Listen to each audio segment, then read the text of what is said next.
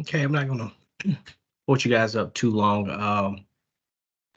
I think Rick has joined. Rick, as you see folks come in, could you let them in for me if I can't catch them? You bet. Thank you. So, good afternoon. Welcome to the first of 2024 of the GAE Quarterly Call. I'm TJ Boyer with this team. Um, let's see. I know I'm looking through and I'm not seeing anybody that dialed in. So I was going to say if you dialed in, please put your name in the chat and I could capture that for the roll call. But without further ado, not sure we have any new folks that joined, but the purpose of this call is to share information, between the GAEs and RD&A, with coordination and just some information exchanging for things that come through the year. Whether it's application based with this or next gen or this or just any business matter. Let's see. Okay. Rick, are you gonna hit us with the reminders and awareness? Sure thing.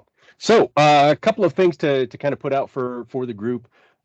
Because we have recently made the changes to using FAMAuth or login.gov for users to get into WFDS, there have been a raft of issues that came with that.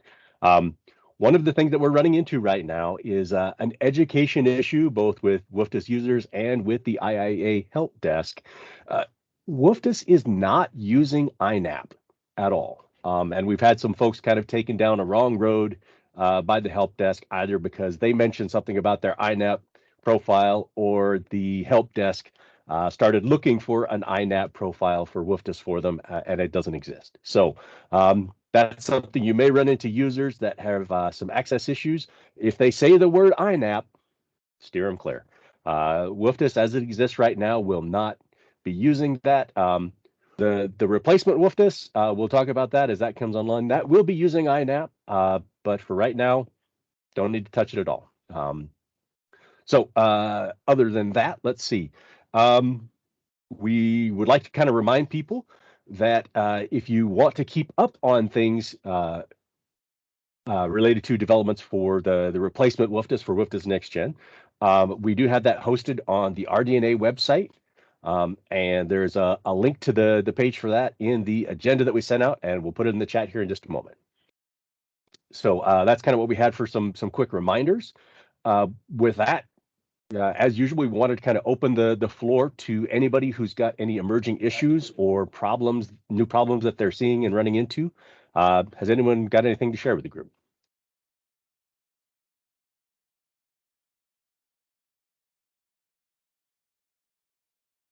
Okay.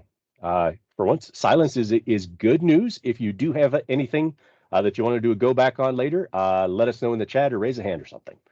TJ, I'll turn it back over to you. Oh, thanks, man.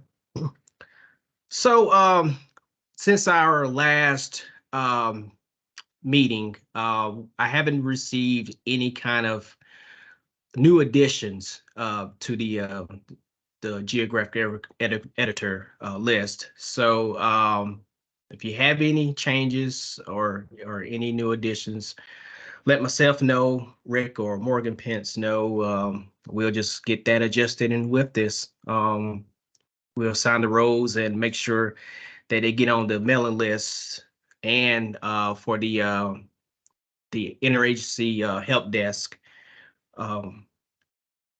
call list. So when folks need their roles assigned or they create a new account, we can point them to the right direction. So RD&A staffing. Rick, you want to give us an update? Okay, a couple of changes recently. So, as you may know, after the retirement of Tim Sexton and Mark Hale, we've had a few folks detailing in, heading up the program. Nicole Violent just started a detail as the Deputy Program Manager for the RD&A.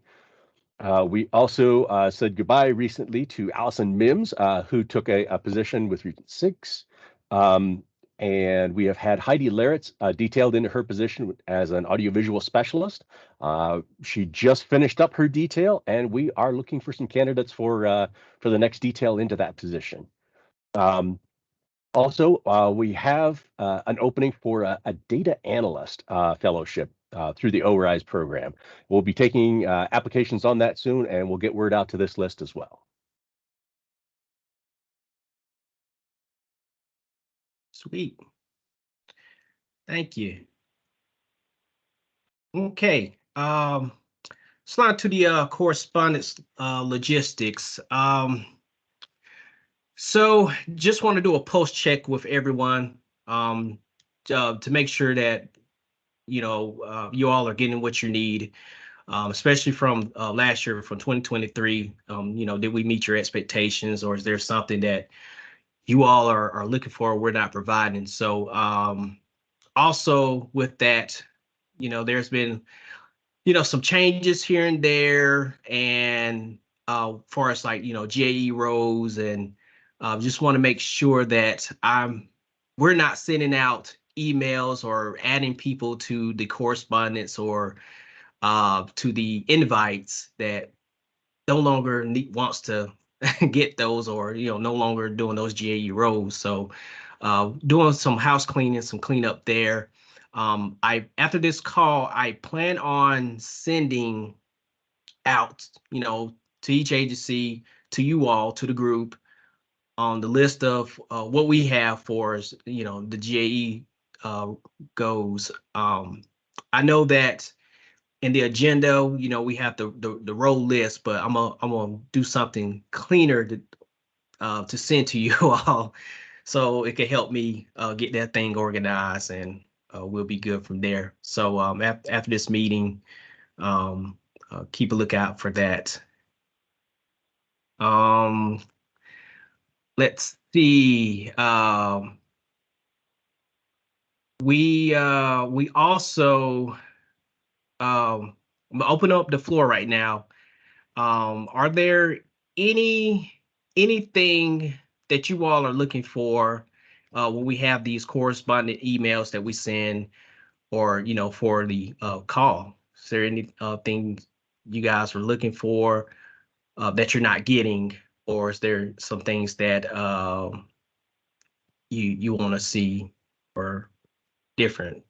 So I'll open up the floor if anyone have any comments or things they want to speak on.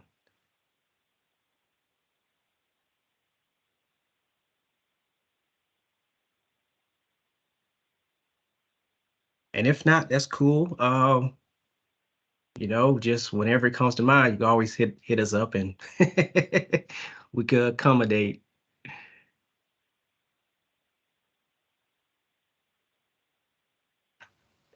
I guess if no one else is going to speak, I'll speak.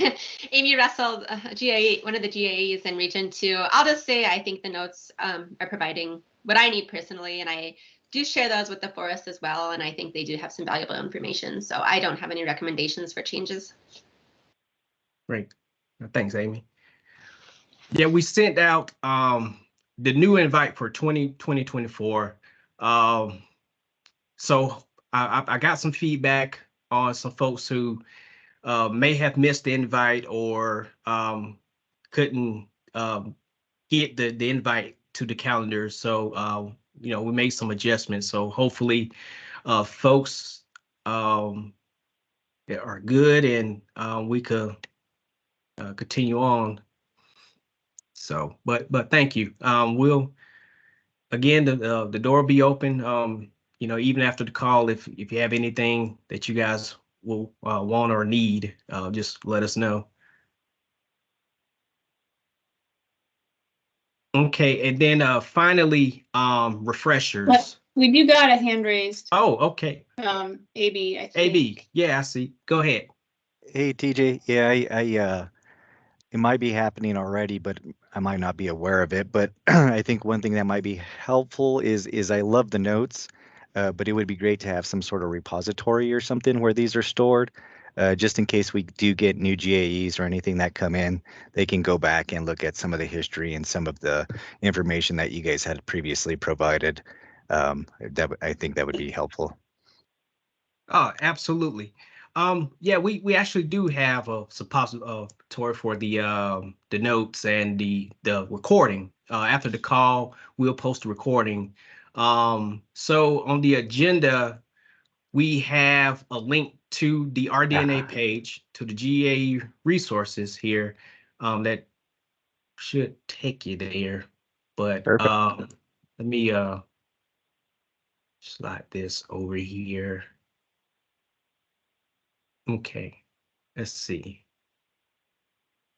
So yeah, on the RD&A page, for we got last year's. After this call, I'm gonna go ahead and archive these. But for the year, we'll have them posted after the meetings. So we'll have the notes and the recording and the email correspondence that we send out uh, for those. So we'll have those posted.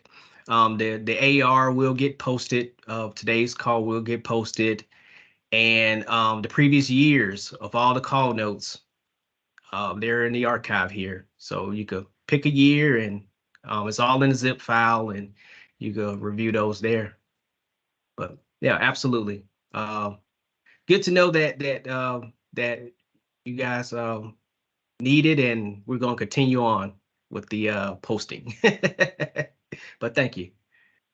Hey, thank you, TJ. Okay. Um, so moving along to 2023. So I want to give a synopsis on what occurred over and with this, far as bug fixes, releases, just the on-call support that we provided for the year during fire season, and issues and things of that nature. So just a little short synopsis. I'm not going to give a full detail. And when I post the notes from the call, I will have a link to our release notes. So everyone could, if they had any questions or just want to take a peek and see all the change that was made in the application, they could go back and look at those release notes, which they are housed on the with this homepage in the What's New section. So guess we could start with May, which was our first release. It was 7.2, and it was part of the Oracle 19C GeoTools release. We also upgraded our ArcGIS version there, and so that work was completed. And basically with Oracle 19C, which I'm not going to bore you with the jargon with that, but basically it's just the database system that improves the application performance and the security of it. So there were some lingering issues when we did that upgrade that happened after, but they have been since resolved.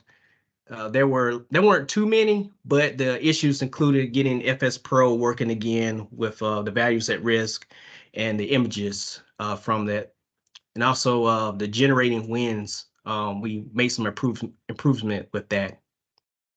We also added the Bureau of Reclamation, the BRHC, to the system, so it's now selectable. So those were some of the main points that we done for that release. And then moving on into July, we released 7.2.1. And in that release, we included the verbiage for the CIMT, the Complex System Management Team, to the organizational assessment. And then we did some fixtures, some kind of more improvements with the FS Pro runs.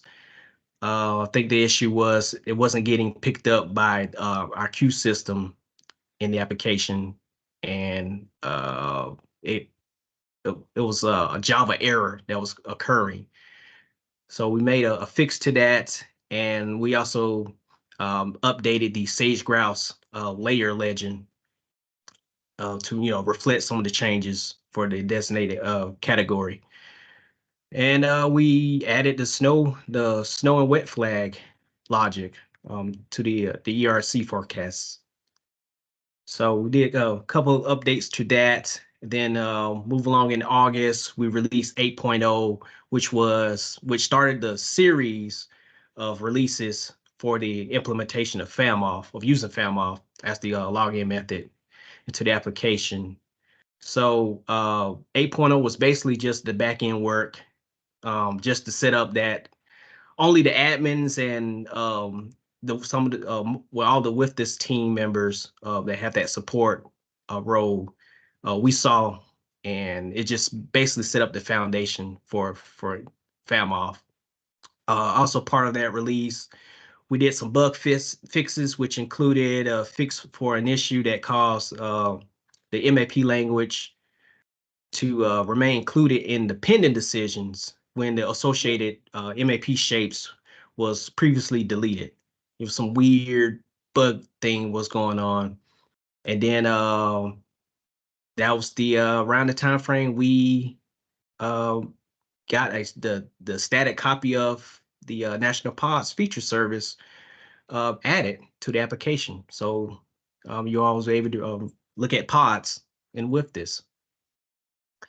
Part of because this around the summertime, the RD&A and the with this dev team, they supported the active incidents during that summer, which we increased the application support during the fire season.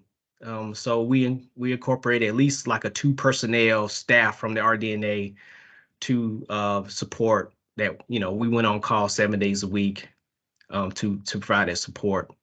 So little, I won't say I'm a data nerd, but I'll give you a little flavor of some stats.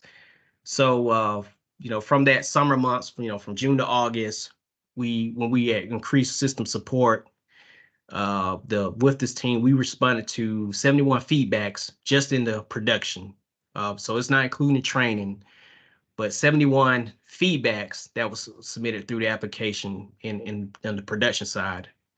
And so there was about 626 support tickets that came through the IIA help desk for the application. So some good numbers, pretty busy for support, but we were happy that you guys were getting the support they need. The field was getting the support they need, and we was able to get through the fire season. And then getting to September, we did the 8.1 and 8.1.1, which were more behind the work release for FAMOFF. And we did fix a few more urgent bugs that we had to correct it in there. And I think one of the issues were like the lines and dots drawn as ignitions. They did not always display correctly. And sometimes merging the shapes together or only displaying some, it will only display some of the shapes when they get merged. So we did some corrections there. And then when we did 8.1.1, it was solely just a Irwin related issue. And we just updated the Irwin exchange logic to read the point of origin jurisdictional unit agency from Irwin during both incident creation and updating the incident record. So it's the only thing that was done there. And so finally for the year, we finally released 8.2, which was the FAMOFF implementation. So that was a big push on that, and finally got it done.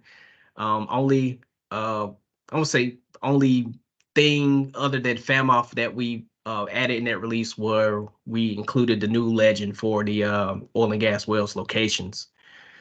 So again, these changes and updates I mentioned, they can be viewed on the What's New and With This section of the With This homepage. Now I have the link in our notes at the end in there. So just a short synopsis on that year. Another busy year we did last year.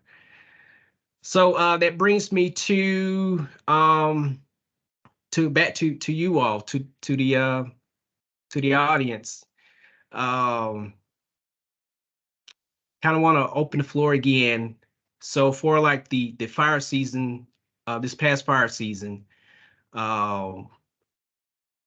just want to know, did we, meet everyone's expectations? Was there things different that they like done or would like to see, or what we could have done better for us, the RD&A and the with this team for us, fire support for you guys.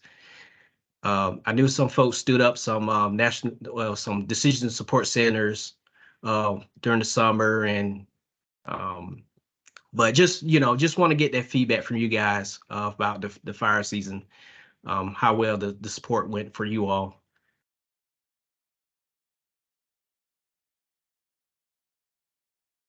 Hey, this is Brian in Alaska. On the application side, seemed like, everything worked as it has. But and also, I just wanted to express thanks to Rick Mowry for coming up and helping us when we had a busy bust in August for a couple of weeks. It was a great help. Thank you.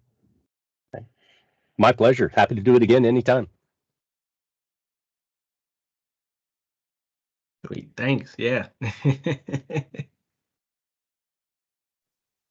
Aaron, hey, go ahead. Hi. Yeah, I'll just, I guess, report out from Northern Rockies. We were busy, but we didn't have a lot of, it wasn't overwhelming, but I think from what I could see, like the folks that were having issues with Liftus, I know some of the feedback comes from like a lot of the LTANs that were working on our fires, and I just appreciated you guys working with them and then also keeping them, I guess, informed when a solution was finally like solved, and circling back with those users so that I didn't have to. But yeah, I think the communication is right on, and I do appreciate you guys making that extra effort with the users that are in there a lot and getting are just stumbling a little bit because there's this thing that is broken. So thank you. Oh, absolutely. Thank you. Yeah. Hey, Daniel. Yeah, sorry, I don't have feedback. I just want to sort of, I guess, clarify when there are issues like that where runs aren't completing or there's some kind of issue in the system. Do people get support for that? Start with the IAA help desk, or is that something that we would reach out to some of you folks directly for? Well,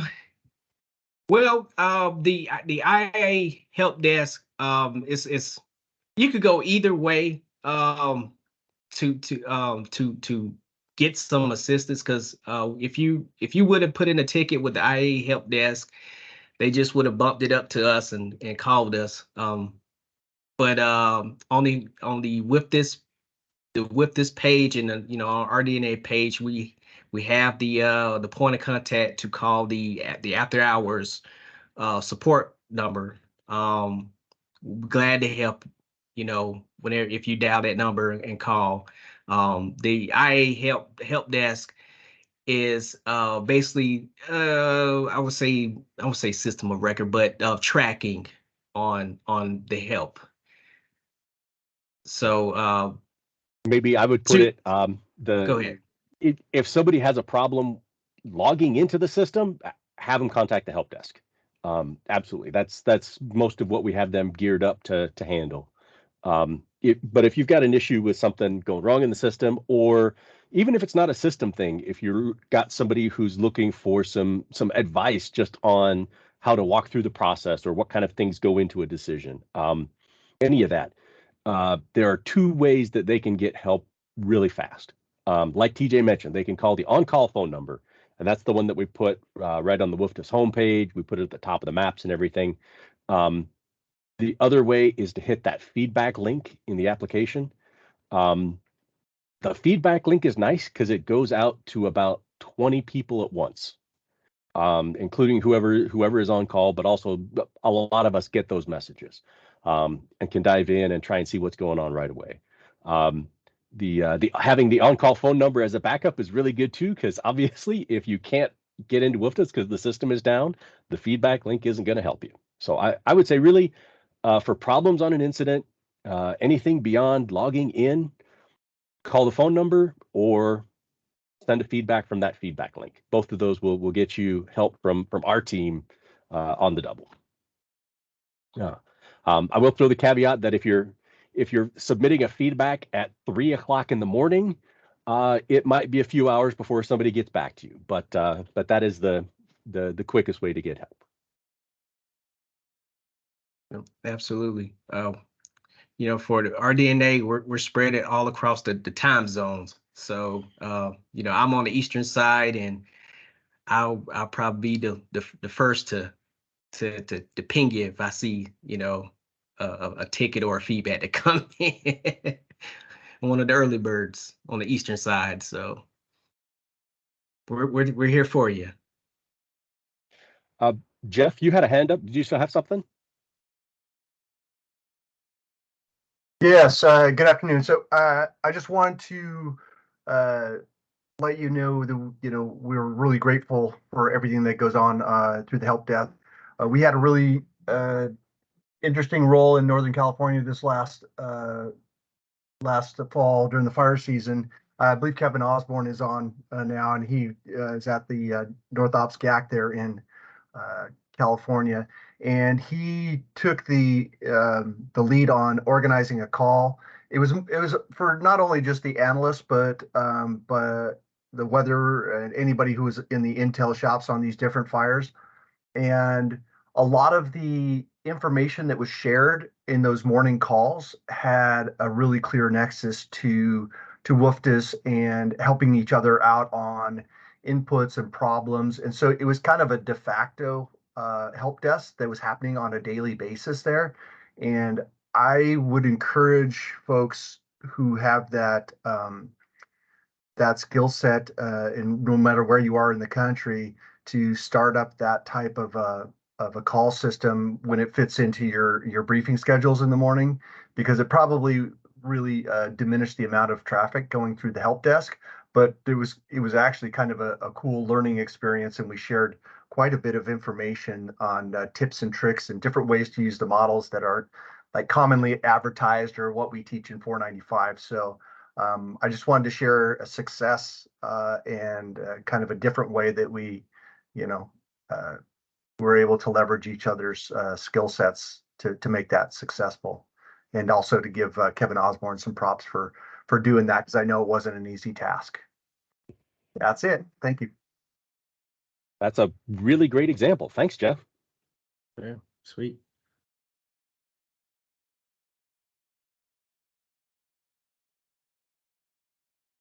I didn't see anyone else raise their hand. What was there anyone else? Okay, Patrick. Yeah, I just wanted to add to what Jeff was saying.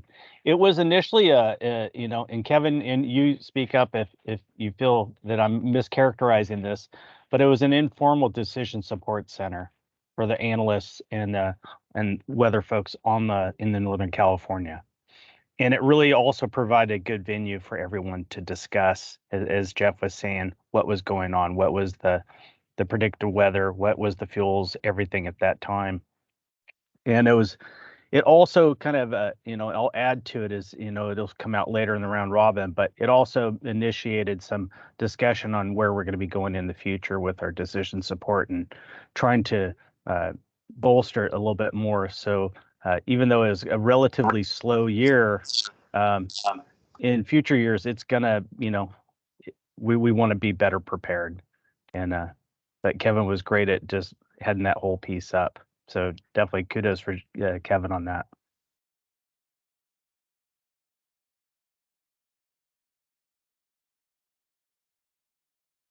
Hey, it's Casey Teskey. I'm just supporting the past 2 comments or 3 comments or whatever. Yeah, that decision support analyst call is super helpful, especially when there's WFDS involved.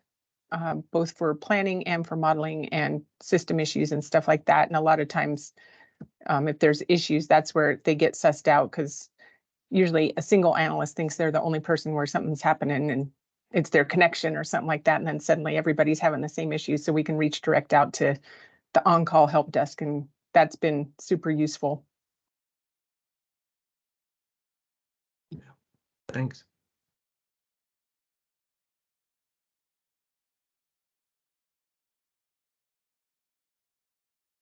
Okay. Yeah, again, after the call, of, something comes up or a thought, just, feel free to let us know. But yeah, glad to help. Okay. So moving to this year, with this, what we have going on. Rick, did you want me to share for this year? If you handle classic or current with this, I'll take next gen. Yes, sir. So for current with this, looking at 2024, we don't have plans for a whole lot of feature development. That's because the efforts, those efforts are filling into next gen, the next generation of with this. So and the current with this application is on track to sunset, honestly. So we do have a couple of items that we're working on and planning, and which is we're including that the currently right now our dev team, they're working on some updates to our operating system that needed for our Linux server. So they're making some updates to that. We'll be upgrading to a new Arc, upgrading to Arc, and then we're also working on loading the Landfire 22 data. So with that, we're doing some testing in our lower environments. So it should be available shortly if all goes well. So fingers crossed on that. And then we're making some updates to our content management system, which we're calling it, which is called Author It.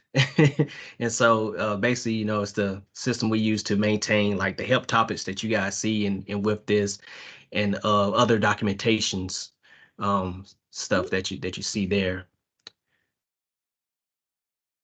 So not a whole lot going on. We also have that Irwin integration testing event coming up next week that all of us will be a part of, and we'll be working on some of that Irwin version 9 workload, which will include accepting the values from Inform for their final fire reporting. So not a whole lot of changes will come for us with this. Comes from the Irwin version 9, but one of the main things will be that accepting those values from the fire reporting, final fire reporting. We also we're working on the adding Part D of the organization assessment. So we'll be getting that incorporated to the application. So a lot of that will be part of the 8.3 release. Irwin version 9 is anticipating maybe April-ish for release. Once version 9 is released, we'll be already set up to have the code. So we'll just turn our code on and to have those Irwin updates going. But as far as like the 8.3, which will include that Part D for the organ assessment, don't have an exact release date, but it'll be, part of that release on those changes we're going to accept from version 9 of Irwin. So I think that's about it. Of course, we have some discussion, some planning for the cutover to next gen, some of that workload, some pre-archival work, and you just basically assess whatever needs that come up that we need to accomplish. So I think that's about all for current generation with this. I'm gonna go to our data team. I think Amanda has joined us. Amanda, do you have any updates for the data? Hey, yeah, can you hear me, TJ? Oh yeah. Great.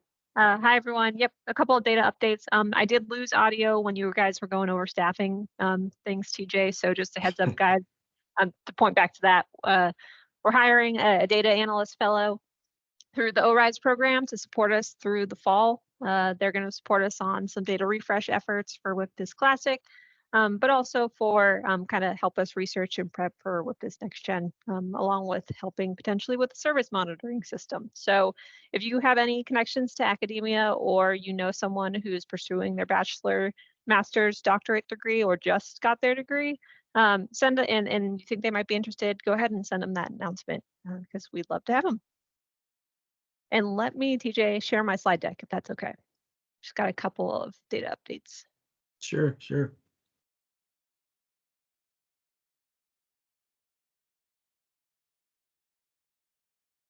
Alrighty, can you see it all right? Yep. Great. So a couple of updates for us, guys. Just want to give you a quick overview of what we did in 2023. So we have the each year, as you guys know, we have the data refresh plan going on, and we are responsible for updating quite a few supporting data sets for WIPDIS Classic. So this is just an update of what we got done over 2023. 39 data sets were updated within the WIPDIS system. We reviewed 12 data sets thoroughly, but they had no updates, so there was no need to update them in WIPDIS. And 10 of those data sets we were just unable to get to just due to staffing and time limitations that year. But I do want to highlight that we did get pods into the system. So large shout outs and thank yous to Lauren Miller and Ben Gannon, who have been organizing the pod services and putting out those user guides and getting that up and running. Huge shout out to our developers to get those into the system. And thank you to you all for updating your pods, because it's going to be a really good data source moving forward. Going forward with the 2024 data refresh plan and FMU update schedule, both are available on the WIPDIS homepage. So go ahead and take a look there. You'll be able to find both. But I do want to highlight just a couple of dates for you guys. FMU schedule, it mimics pretty much last year's schedule, 6 updates throughout the year. But our first one's coming up in February. So make sure that you are working with your agency reps or your agency leads to get your FMU and strategic objective shapes in by February 1st.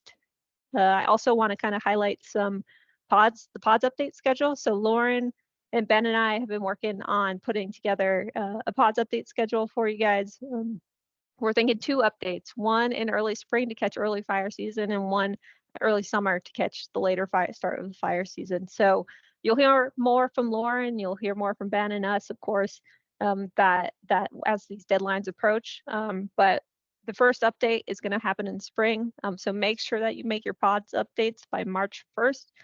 At that point, Lauren is going to probably ask you guys to lock, or she's going to ask you guys to stay out of the service for a couple days so she can do some cleanup, and then we'll pull the data from there and get them into WIPDIS hopefully by the beginning of April in July. And then last but not least, I do want to broach a couple of additional data topics here. Protection agencies. Right now, our current data layer includes protection information for 6 states listed here on the slide deck.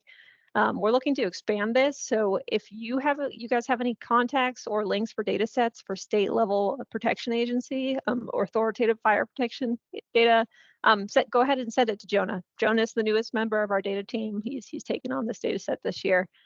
So please send it to him. And then last but not least, I do want to touch on building data sources. So as we gear up for WFDS Next Gen, we're really kind of looking at different building or infrastructure data sets available to us. Jonah's done some awesome research and has really reviewed what Highfield has to offer, what FEMA's USA structure data set has to offer, MS Buildings Footprints has to offer as well. And he's going to take over soon and just kind of give you guys an update on what those data sets are looking like in comparisons. But if you have any questions and concerns kind of about our research findings, or if you, because of your experience with these data sets, or if you have any additional building data sets that you guys are aware of that we haven't listed here, please let us know, because we want to make sure that we're thorough when we're picking an authoritative source moving forward. Hey, Erin, I see your hand. Hi, thank you. Thanks for all that, Amanda. This is maybe a somewhat obscure question, but I'm going to ask it anyways. I know at some point NextGen was investing into like building a data service for what used to be called management requirements and strategic objectives. And so like in my head, unit level shapes was always part of our spatial fire planning kind of data. Has there been any, I guess, work on developing the schema for unit level shapes? And I ask in the context of, I know our region is starting to think about gathering some of our own values at risk to support ISAP and some of our understanding of what is in pods. And it seems to me it sure would be great to have a schema that could eventually go into WFDS, since those values are probably all going to eventually end up in the same place anyways. Have you guys been working on any of that for Next Gen? I'm going to let Susan field that, if that's all right. Hi, everyone. Sorry, I'm having some internet issues, so I'm not going to turn on my camera. I just gave an update presentation to IFPC on the status of spatial fire planning, and we are releasing the standard a little bit slowly right at the moment, Erin. It's gone out to a couple of people on IFPC. It'll go out to GSC here shortly and work its way through both of those groups to get the standard approved. But I'm happy to provide you the draft standard, as long as you know we may tweak it just a little bit more. And that does have the unit outlines in there as well. So I'm happy to do that. As far as where we're at with spatial fire planning, folks might have noticed that the latest data we have up on the NIFC AGOL org is version 73. We're on version 80 now. I'm working on getting that released. That's not to say that the versions between 73 and 80 all had a bunch of data. They didn't. Some of them had no submissions to FMU. So it's really only 3 submissions that we were behind. But we are trying to go ahead and get that out and get that standard finalized. And you can reach out to me for any additional questions on that. Thanks, Susan. Nice work. It's easier when you got a full staff. So just a shout out to Jonah on that. You know, Jonah's joined our staff. He's going to be picking up some of the editing workflow and AGOL edit application development. So it's really nice when you have enough people. That's for sure. And Susan's been on a spatial fire planning tour today, presentation tour. So perfect timing for that question, Erin. Thanks. But at this time, I'm going to turn it over to Jonah. Jonah, if you kind of want to give a summary of your research for the building structures, and people can chime in if they have any questions, and then we can kind of field any last minute questions for data stuff.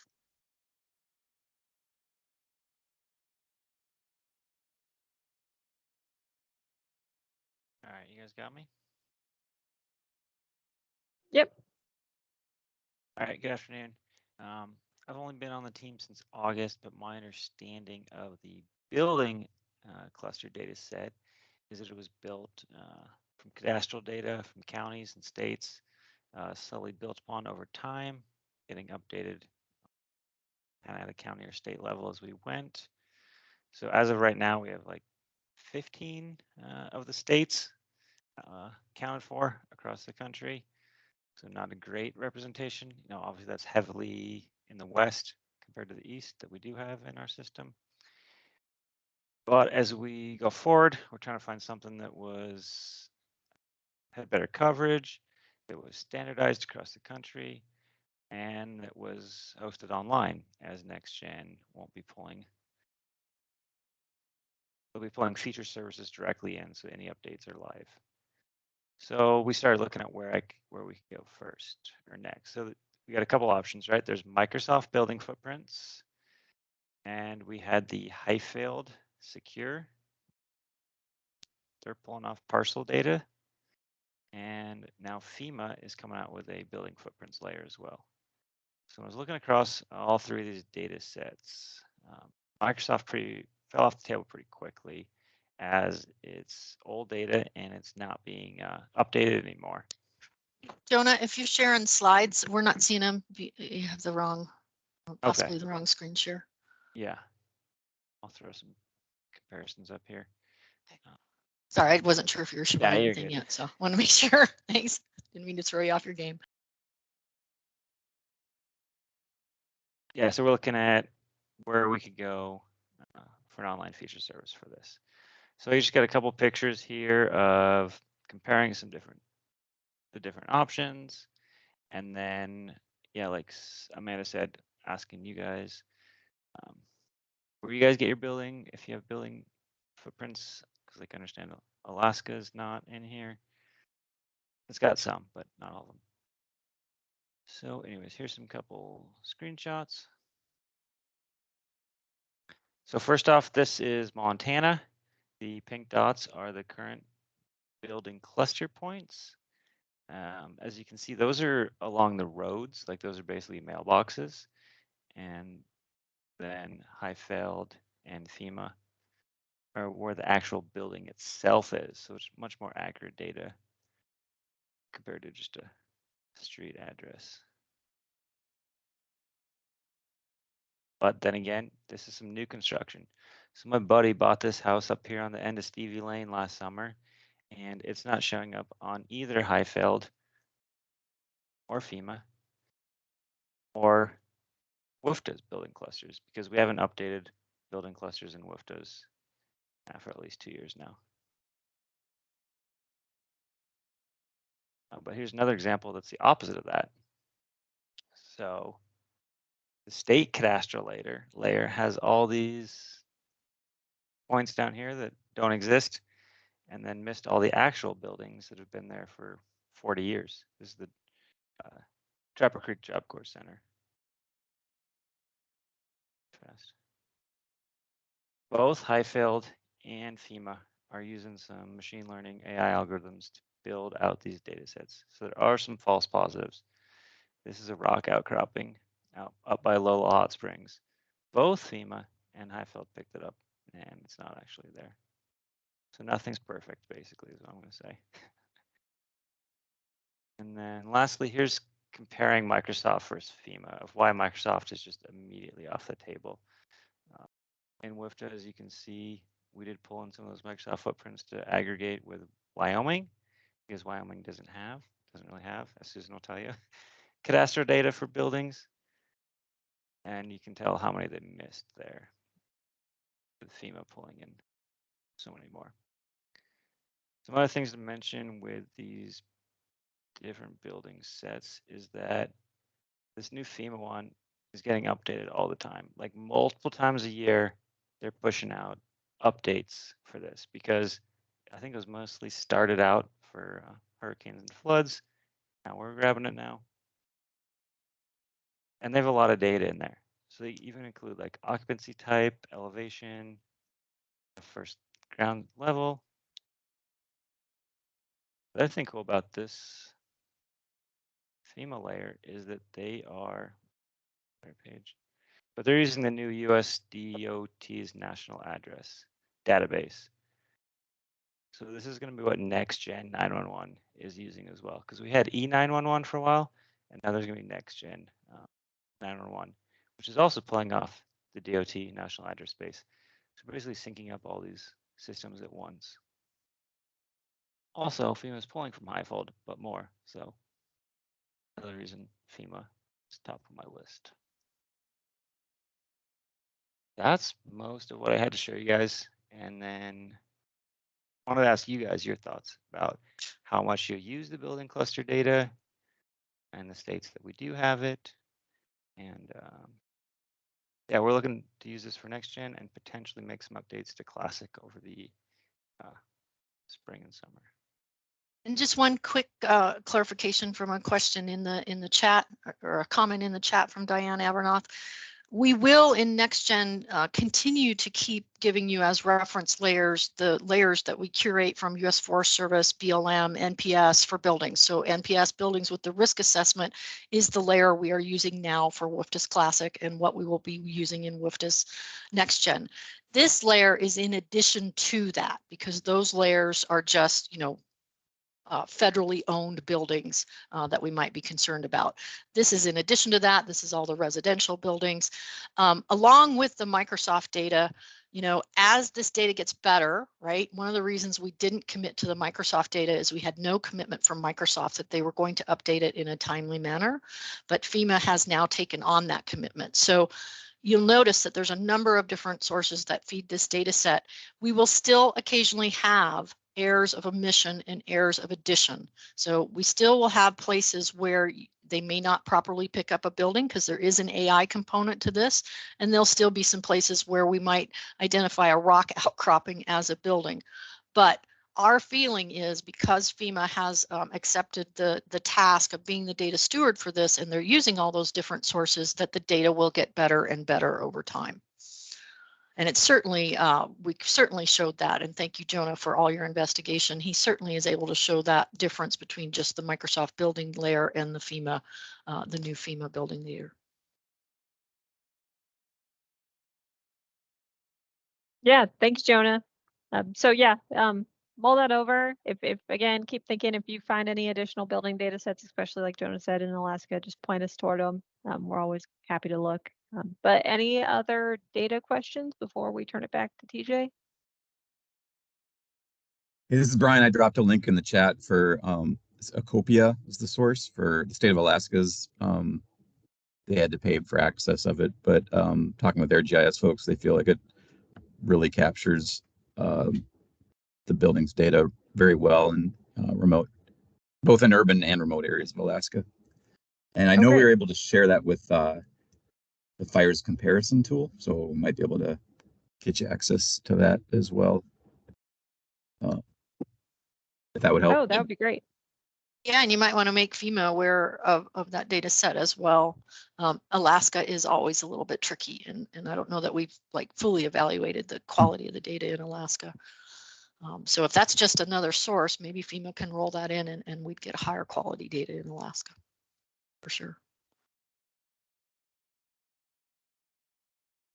Thanks, yeah, Brian. I don't have a contact at FEMA. I'm not sure. We kind of had to seek approval just to share it with fires comparison tool. So I'm not sure, because I mean, yeah, state of Alaska did have to pay for it, but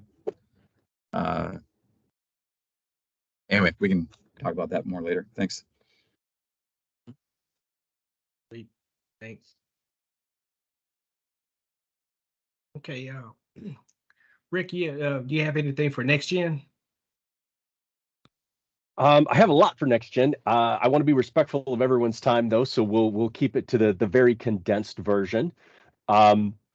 We have been working on a lot of things for the application. We've got several parts of the application that are up and running. And if you haven't seen it yet, it's available for you to log in and look at.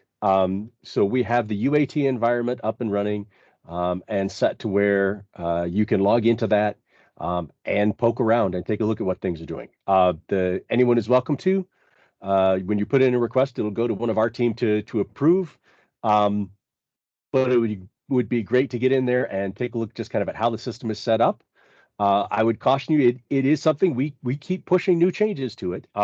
And that does sometimes that means that things get wiped out or overwritten. So for instance, if you go in, you can set up the areas that you are a GAE for. You can set them up. Yep, Aaron, I'll put the link in here in just a second.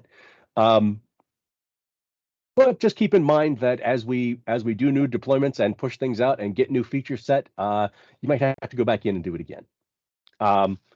So we'll put the link for that in there. Feel free to jump in and take a look. We've got some things like you can view all the analysis or all of the incidents in the country, pick and initiate a WFDS record for an incident. We have our Irwin connection up and running for the system, and we'll be working as part of the Irwin integration testing next week. We have a lot of the groundwork in analysis set where you can put in, say, all the inputs for an FS Pro run. We have the system set to where you can display the results if you get them back, but we're still plugging in some of the pieces like editing landscapes in between. So right now we are working on setting up all the infrastructure for our training and production environments, which we are looking to have training online and available for everyone this summer, and production going up by the spring training season coming up 2025. So definitely we wanted to encourage people to get in this year as you get time during the summer. Poke around in the training environment for next gen, and as you're working at fire in current WFDS, take a look and see, oh, how do we do that in next gen, or what would that look like, just to start getting familiar with everything. So we'll put the link in there, and I'll keep that as the quick update unless there are specific questions, and I'll turn it back over to you, TJ. Thank you. Yeah, thanks.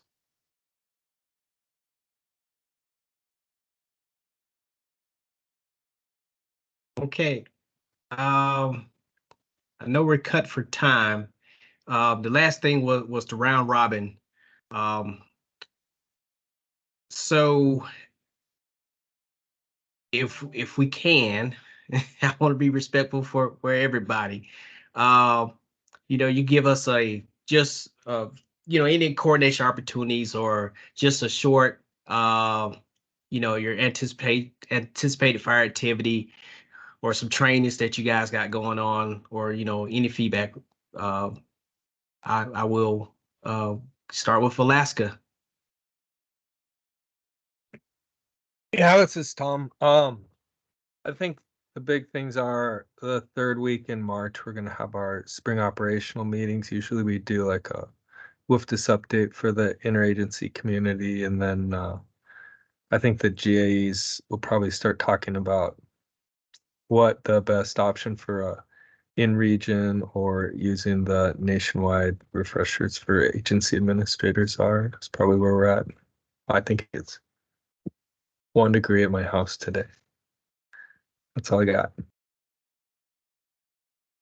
Sweet. Anybody else from Alaska? Hey, this is Wendy. I'm kind of under the radar at this meeting since I'm technically on a detail to the state incident business position, but I'll be back in my regular position at the end of February, so I'm still keeping my toe in. We've got some management option changes that we're working through up here, and for those of you who aren't familiar with that, it's basically a similar situation to what you might think of as a run card, where we have places identified across the state that are limited, modified, full, and critical response. And this is kind of our time frame where we update those response areas. So we have some changes coming down the pike with our interagency partners in terms of what they would like to see for responses in certain areas. And that's what I'm helping to facilitate at the Fairbanks district. Thanks. Wendy, as kind of a follow-up with that, I know that there was the new kind of element in Irwin set up for the Alaska Fire Management option at point of origin. Are any of the dispatch centers or any other system going to be pushing that this year? That's a really good question. I'm not sure if any of our dispatch folks are on this call, but Amber Sunderland would be a good contact. If you're interested in getting a hold of her, I can put her information in the chat here or send it to you. That would be great. I know that's something that we've been asked to display in the past by some of the Alaska partners, and we haven't had a good way to get that data in the past. So that's something I know we were looking at for next gen. Yeah, if you can put the contact info in, that would be great. Okay, yeah, no worries. And our GIS, our fire GIS person, Jennifer Jenkins, is actually the queen of our data sets up here. And so she may actually be able to answer those questions a little more clearly. Okay, thank you, Wendy.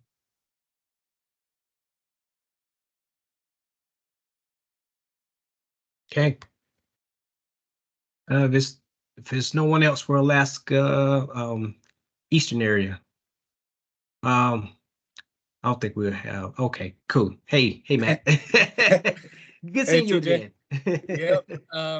So coordination opportunities, obviously we're closing up the Zoom meeting for our WFDS 2-day WFDS refresher that we put on for Region 8 and Region 9.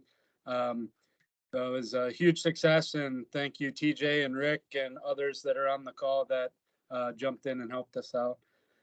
Anticipated fire activity, as the northern portion of our GAC in the eastern area is looking pretty snow covered at this point. We can anticipate, in the next couple months for our southern tier forests to pick up in fire activity. There could be potential for some WFDS decisions that are WFDS decisions to be put into the system. As for any other information, none at this time. We are looking at doing a similar Region 8, Region 9, or see what it evolves into WFDS 2-day WFDS refresher that's a virtual delivery similar to this one in the fall of 24 as well. So I imagine Alan and those folks will be reaching out again, TJ and Rick, for some support. But otherwise, end of report. Thanks. Great. Yep, absolutely. Okay, if no one else for Eastern area, Great Basin.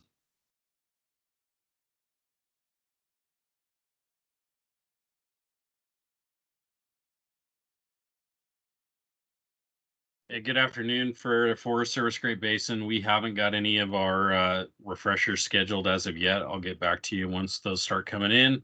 And we've got a lot of snow, so no activity in the basin for the Forest Service. Thanks. Thank you. Anyone else for Great Basin?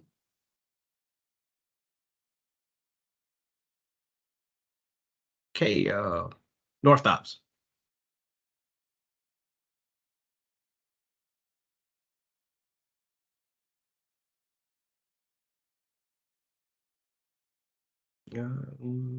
Well, I'll just go ahead and actually my camera's not on. Sorry about that. Please pipe in Kevin, Dan, Wyatt, anyone that's on the call that's Forest Service side of this. I'm just speaking for the Forest Service side.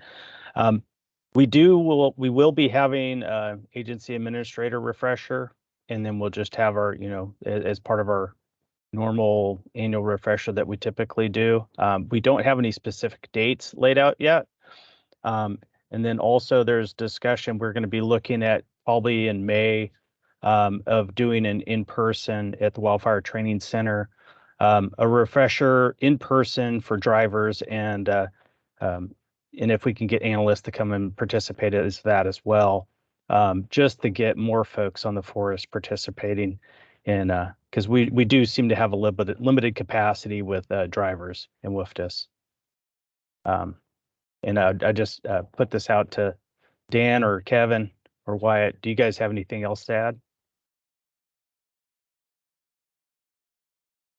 I got nothing, Patrick. Northern California's wet right now is the update I have for North Ops. Looking out my window. Yeah, the outlook is there shouldn't be too many fires right now. All right, thank you. Thank you.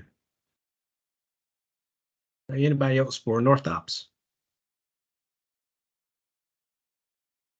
Yeah, good afternoon. This is Eamon Engber with Park Service Pacific West Region, and cover North Ops, South Ops, Great Basin, Northwest, myself and Patty Johnson. No activity to date. We will be hosting agency administrative refreshers and at least one MPS Park unit specific refresher. Still working on those dates, so we'll pass those along to Ted. And other than that, nothing further to report unless Patty Johnson has anything additional. Yeah, I don't have anything additional either, Eamon. Okay, and the report for Park Service. Cool, thanks. There's no one else on North Dobbs, South Dobbs.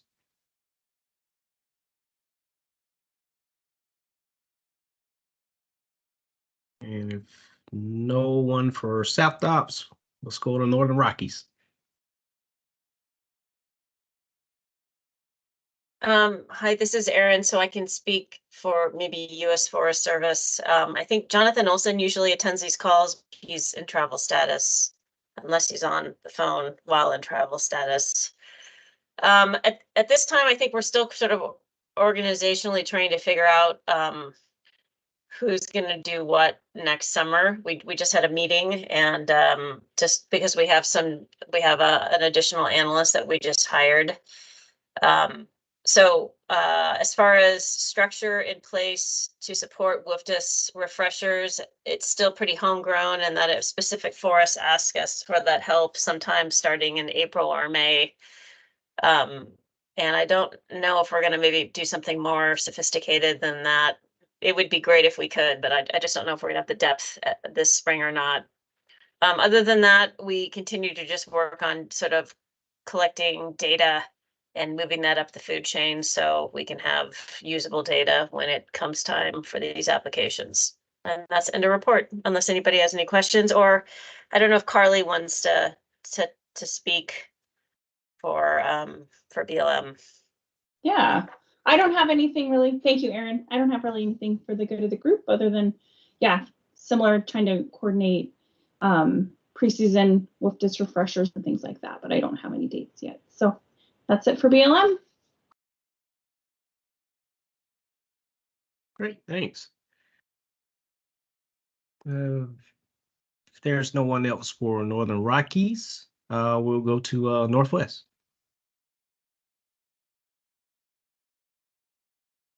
All right. Hey, everybody. Ian Rickert representing Forest Service. So let's see a couple things. We'll get you a list of all the different refreshers.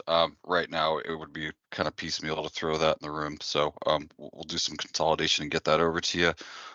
Also, thank you for hitting on the Protection Agency data gap. Expect some follow-up communication from me on that one. We'll chase that a little bit and see if we can't finally rope that one together and have some wall-to-wall data for this coming summer. So more to come there. No changes in terms of GAEs on the Forest Service end of it. And yeah, the weather's like everywhere else. Way too much shoveling. So no fire and workload anticipated anytime in the near future.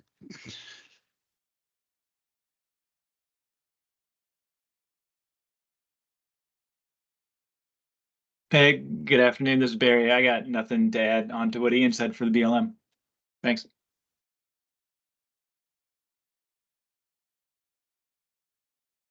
Okay, anyone else for Northern Rockies? Northwest. Oh, I'm sorry, Northwest. Yeah. Okay, Rocky Mountain. Amy Russell with the Forest Service. I know Gwennon had to jump off from BLM, but anyone else jump in from Rocky Mountain too.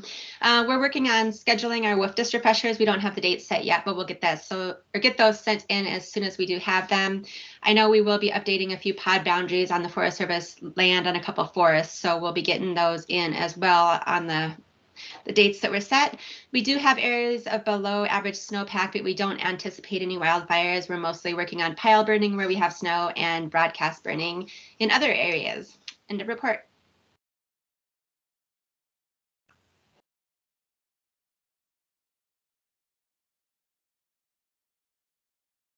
Thank you. We have anyone else? I saw Valdez had put a note in the chat for BIA, Rocky Mountain, and Southwest. No updates. Okay. Okay, Southwest.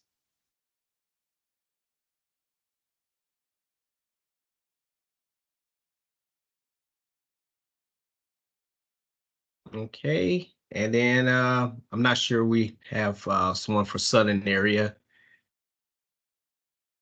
But yeah, apologize. Call went off a little bit than normal. Our next call will be April 18th. Same time, 1300 Mountain. We'll have our monthly email sent out. So next month we'll have the third week of February, and then following in March, that third week, that Thursday. So thanks again for joining. I will have these notes posted to our site, and let us know if you have anything. Thank you. Thanks, everyone. Thanks. Thank you. Thank You guys you. have a good day. Take care.